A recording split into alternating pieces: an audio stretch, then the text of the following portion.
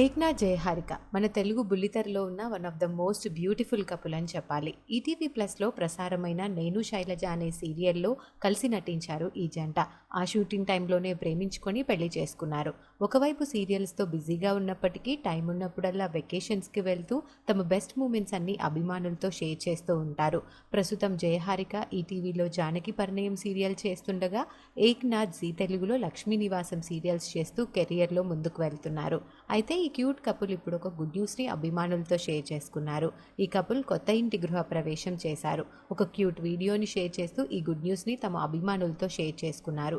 ఆ పోస్ట్ చూసిన వారు ఏక్నాథ్ జయహారికలకి కంగ్రాచులేషన్స్ తెలియజేస్తూ కామెంట్స్ పెడుతున్నారు. వారు షేర్ చేసిన ఆ వీడియో ఇప్పుడు నెట్టింట్లో వైరల్గా మారింది.